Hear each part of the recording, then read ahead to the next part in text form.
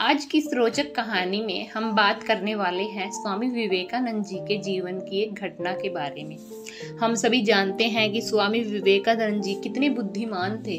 अपनी बुद्धिमानी से हर समस्या का समाधान बड़ी आसानी से पा लेते थे और उतनी ही आसानी से दूसरों की समस्या का हल भी उन्हें समझाने में कामयाब होते थे। एक दिन स्वामी विवेकानंद जी आराम कर रहे थे। एक परेशान सा दुखी सा दिखने वाला आदमी उनके पास आ पहुंचा। वार्ड में जैसे ही स्वामी जी के पास पहुंचा, उनके पैरों में गिर पड़ा और रोने लगा। स्वामी जी ने उसे उठाया, उसे चुप कराया और फिर उसे उसकी परेशानी के बारे में पूछा। आदमी बोला, स्वामी जी, मैंने जीवन में बहुत कड़ी मेहनत की है।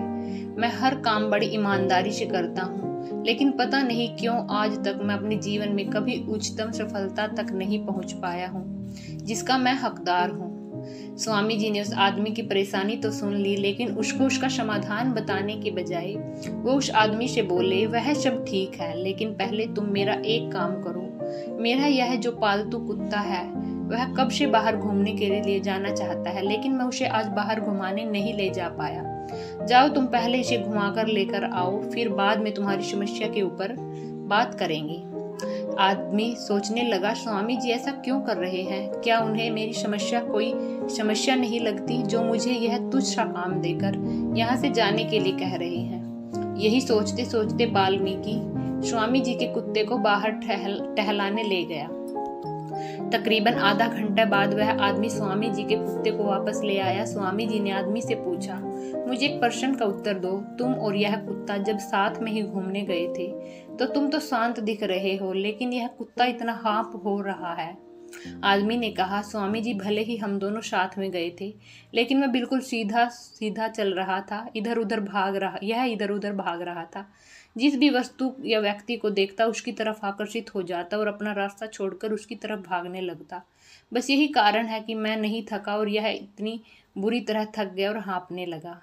आदमी का जवाब सुनकर स्वामी जी उसकी तरफ देखकर मुस्कुराए और बोले, तुम्हारी समस्या यही है, तुम अपने लक्ष्य की तरफ आगे बढ़ते तो, लेकिन बीच बीच में अपना ध्यान भटक जाता है। कुछ समय के लिए तुम अपने लक्ष्य को भूल कुछ करने लगते हो या फिर अपना लक्ष्य ही बदल देते हो।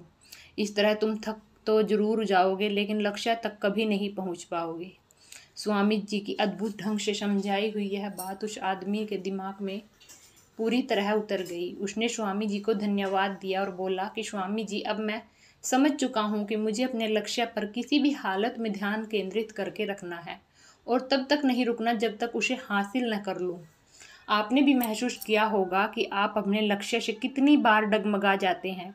आप कुछ पढ़ने की शुरुआत करते हैं यह सोचकर कि आज मैं 5 चैप्टर लूँगा, लेकिन 1 या 2 चैप्टर पढ़ते पढ़ते ही आप अपना रास्ता भटक जाते हैं। आपको नींद आने लगती है, आपको बोरियत होने लगती है। आप सोचते हैं मैं स्किल को सीखने के लिए हर दिन कुछ घंटे मेहनत करूँगा, लेकिन कुछ दिनों में ही आप स्किल को सीखना ही बंद कर देते हैं।